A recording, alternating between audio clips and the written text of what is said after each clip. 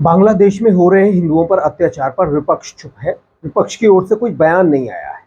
ऐसे में सवाल खड़े होने लगे हैं कि आखिर बांग्लादेश में हो रहे हिंदुओं के ऊपर जो अत्याचार है उस पर विपक्ष चुप क्यों है। अब ये मामला संसद में भी पहुंच गया है। बांग्लादेश में शेख हसीना के इस्तीफे के बाद हिंदुओं के घरों मंदिरों पर हमले हुए हैं।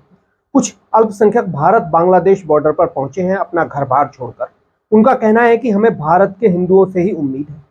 बीबीसी ने बताया है कि हिंदुओं की प्रॉपर्टी की लिस्ट बनाकर उन्हें लूटा गया है। भारत में लोग बांग्लादेश के हिंदुओं पर हो रहे अत्याचार को देखकर दुखी हैं। हमारे पास भी भारत के लोगों की कॉल आई है कि भारत सरकार को बोलो कि बांग्लादेश के हिंदुओं की सुरक्षा के लिए कदम उठाए। भारत के लोग बांग्लादेश में हो रहे अत्याचारों पर सड़कों पर उतर आए हैं। दिल्ली में भारत सरकार के विदेश मंत्री एस जयशंकर ने भारत के अल्पसंख्यकों की सुरक्षा के बारे में संसद में बयान दिया है। लेकिन लोगों का कहना है कि भारत का विपक्ष बांग्लादेश में अल्पसंख्यकों पर हो रहे हमलों पर चुप। ऐसे में हमने समझने की कोशिश की कि आखिर भारत का विपक्ष हिंदुओं पर हो रहे हमलों पर चुप क्यों है। संसद में बीजेपी सांसद अनुराग ठाकुर ने कहा है कि विपक्ष के नेता ने बांग्लादेश के अंतरिम सरकार के प्रधानमंत्री मोहम्मद यूनुस के शपथ लेने पर तो उन्हें बधाई दे दी, लेकिन हिंदुओं पर हो रहे अत्याचार पर कोई ट्वीट नहीं किया, कुछ नहीं बोला और ना ही उनसे सवाल पूछा बांग्लादेश में कि क्यों हो रहा है ये। दुर्भाग्य ये है सर कि नेता प्रतिपक्ष और कांग्रेस पार्टी के अध्यक्ष ने ट्वीट जब किया या उनको बधाई जब दी तो हिंदुओं की वहां पर सुरक्षा की कोई बातचीत नहीं की, ना ही उसका उल्लेख किया, ना ही अल्पसंख्यकों की सुरक्षा की बात की।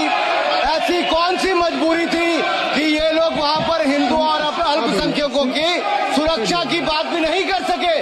गाजा को लेके आपने बड़ी बड़ी बातें की, गाजा को लेके आप बड़ी बड़ी बातें करते थे, लेकिन यहाँ पर आकर आप नहीं करते हो। ऐसे में सवाल उठ रहे हैं कि आखिर विपक्ष बांग्लादेश में हिंदुओं पर हो रहे अत्याचार पर चुप क्यों है। क्या विपक्ष को यह डर है कि अगर बांग्लादेश के हिंदुओं की आवाज उठाई तो भारत में उनका मुस्लिम वोट बैंक नाराज हो जाएगा, या फिर विपक्ष को लगता है कि यह बांग्लादेश का अंदरूनी मामला है, हमें इससे कोई लेना देना नहीं है।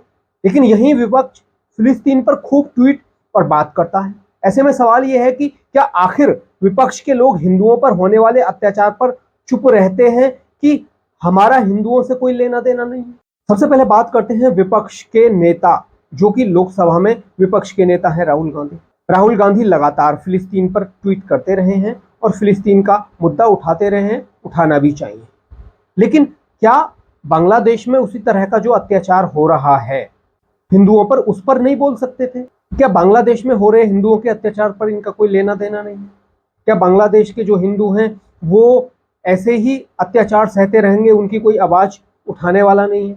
हालांकि जो भारत के लोग हैं वो आवाज उठा रहे हैं कि वहां किस तरह से बांग्लादेश में हिंदुओं के मंदिरों घरों पर हमले हो रहे हैं, आगजनी भी हुई है कुछ जगह।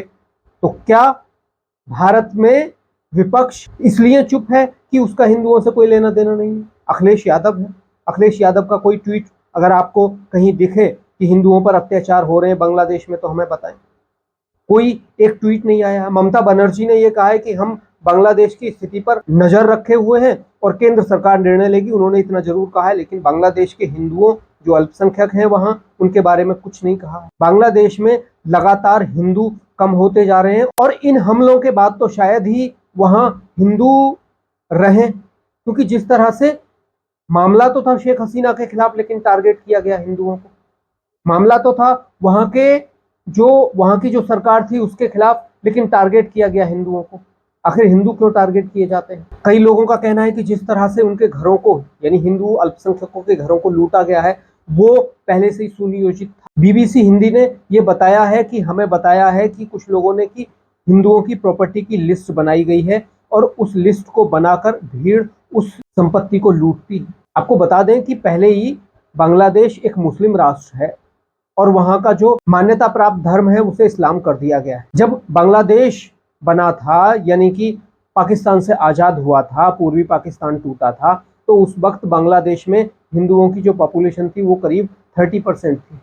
लेकिन आज कहा जाता है कि अब जो हिंदुओं की पॉपुलेशन है, कुछ लोग कह रहे हैं कि 10% है, कुछ लोग कह रहे हैं 5% है, लेकिन अंदाजा ये लगाया जा रहा है कि जिस तरह से हिंदुओं की पॉपुलेशन घटी है पिछले सालों में, उससे अंदाजा लग रहा है कि वहां शायद ही हिंदू अब रहे। पाकिस्तान में भी उसी तरह से हिंदुओं की पॉपुलेशन घटी आज पाकिस्तान में बताया जाता है कि 1% से भी 0.5% हिंदू बचे हुए हैं।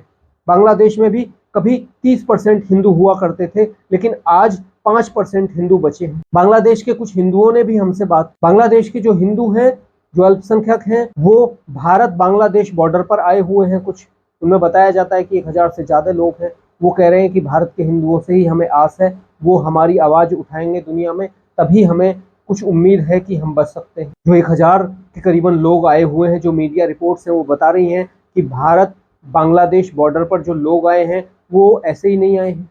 भारत बांग्लादेश बॉर्डर पर आने वाले लोग कह रहे हैं वहां मीडिया से कि हमें और हमारे घरों को लूट लिया, हमें मारा पीटा गया। लेकिन सवाल वही है दोस्तों कि विपक्ष में प्रियंका गांधी आपने सुना होगा कि अभी कुछ दिन पहले तक वो वायनाड में चुनाव लड़ने की घोषणा की, तो उन्होंने फिलिस्तीन का मुद्दा जोर शोर से उठाना शुरू कर दिया। किस लिए उठाना शुरू कर दिया फिलिस्तीन का मुद्दा जोर शोर से? क्योंकि वायनाड में चुनाव लड़ना था उनको। वायनाड में चुनाव लड़ने के लिए उन्होंने फिलिस्तीन का मुद्दा जोर शोर से उठाया। लेकिन हिंदुओं के लिए, जो बांग्लादेश में हिंदुओं पर अत्याचार हो रहे हैं, अल्पसंख्यकों पर अत्याचार हो रहे हैं, उनके बारे में कुछ नहीं बोला है, कोई ट्वीट नहीं किया है उसके बारे में प्रियंका गांधी ने। तो आप अंदाजा लगाइए कि क्या ये लोग दोगली राजनीति कर रहे हैं? क्या हिंदुओं पर हो रहे अत्याचार से इनका कोई लेना देना नहीं है? हो सकता है इनकी कोई मजबूरी हो, मजबूरी वही है, वो तो साफ दिखाई दे रही है कि मजबूरी यही है कि वो भाई जो भारत के जो उनका मुस्लिम वोट बैंक है वो नाराज ना हो जाए कहीं, ये डर है। किसी भी विपक्ष के नेता ने, खास करके जो विपक्ष के बड़े नेता हैं, किसी और छोटे मोटे नेता ने कहा होगा वो एक बात अलग है, लेकिन विपक्ष के जो बड़े नेता हैं, चाहे राहुल गांधी हो, चाहे अखिलेश यादव हो, चाहे प्रियंका गांधी हो, चाहे ममता बनर्जी हो, उन्होंने किसी ने भी बांग्लादेश में हो रहे हिंदुओं पर अत्याचार के लिए कोई ट्वीट, कोई बयान नहीं दिया है। इससे पता चल रहा है कि भारत में जो राजनीतिक पार्टियां हैं वो वोट बैंक के लिए हिंदुओं की आवाज नहीं उठाएंगी। लेकिन दोस्तों, जिस तरह से बांग्लादेश के हिंदुओं पर अत्याचार हुआ है, भारत के लोग बहुत परेशान हैं। भारत के लोगों का कहना है, मुझे भी 2-3-4 कॉल आई है, कुछ लोगों की, एक महिला की कॉल आई है, उन्होंने कहा है कि आप ये बात जो हम कह रहे हैं वो नरेंद्र मोदी और मुख्यमंत्री योगी आदित्यनाथ तक पहुंचाई कि वहां किस तरह से हिंदुओं की सुरक्षा की जा सके, क्या करना चाहिए, हमें क्या कदम उठाने चाहिए। अभी तक जो अंतरिम सरकार बनी है बांग्लादेश में, उस अंतरिम सरकार ने भी हिंदुओं पर हो रहे हमले के बारे में कुछ नहीं कहा है। अमेरिका से लेकर ब्रिटेन, जो तमाम मानवाधिकार की बातें करते हैं बहुत, उन्होंने भी बांग्लादेश में हो रहे हिंदू अत्याचार पर कुछ नहीं बोला है। तो हिंदुओं पर हो रहे अत्याचार नहीं माने जा रहे हैं, ऐसा लगता है शायद।